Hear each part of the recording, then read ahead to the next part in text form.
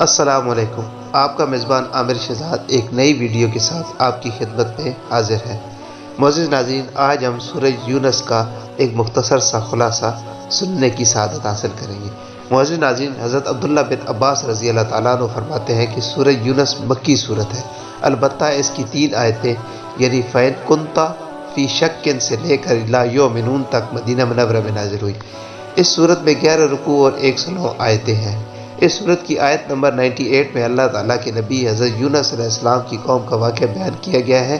جب انہیں حضرت یونس علیہ السلام نے عذاب کی وعید سنائی اور خود وہاں سے تشریف لے گئے تو ان کے جانے کے بعد عذاب کے آثار دیکھ کر وہ لوگ ایمان لے آئے اور انہوں نے سچے دل سے توبہ کی تو ان سے عذاب ہٹا لیا گیا۔ اس واقعے کی مناسبت سے اس صورت کا نام سورہ یونس رکھا گیا ہے۔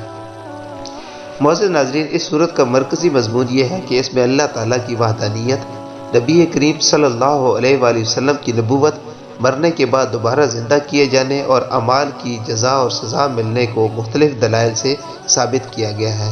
قرآن مجید پر ایمان لانے کی دعوت دی گئی ہے۔ اس کے علاوہ اس صورت میں یہ مضامین بیان کیے گئے ہیں۔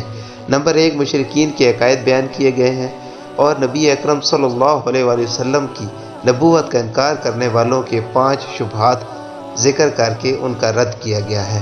نمبر 2، اللہ تعالیٰ کی عظمت پر دلالت کرنے والے اس کی قدرت کے آثار ذکر کیے گئے ہیں۔ نمبر 3، دنیاوی زندگی کی مثال بیان کر کے اس میں غور کرنے کی ترغیب دی گئی ہے۔ نمبر 4، کفار کو قرآن پاک جیسی ایک صورت بنا کر دکھانے کا چیلنج کیا گیا ہے۔ نمبر 5، کفار کی طرف سے پہنچنے والی اذیتوں پر حضور پرنور صلی اللہ علیہ وآلہ وسلم کو تسلی دی گئی ہے۔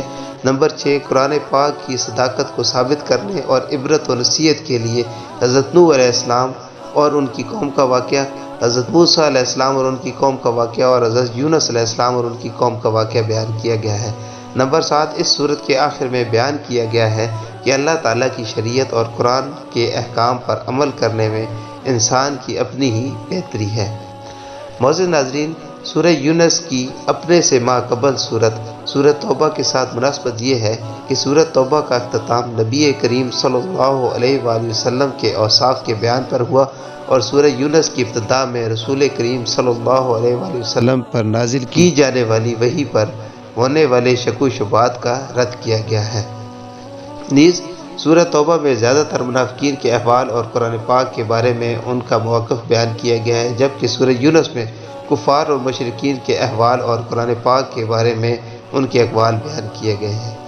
معزز ناظرین، آج کی ویڈیو آپ کو کیسی لگی ہے کمنٹس باکس میں ضرور بتائیں۔ اگر آپ کو میری یہ ویڈیو اچھی لگی ہو تو پلیز اسے لائک کریں اور دوسروں کے ساتھ شیئر کریں اور ہمارا چینل اسلام کی نور کو سبسکرائب کرنے کے ساتھ ساتھ بیل نوٹیفیکیشن بھی دبائیں تاکہ ہماری آنے والی ہر نئی ویڈیو کا نوٹیفیکیشن آپ کو سب سے پہلے مل سکے۔ معزز ناظرین، اپنا اور اپنے ارد گرد کے لوگوں کا ڈھیر سارا خیال رکھیے گا۔ اللہ حافظ۔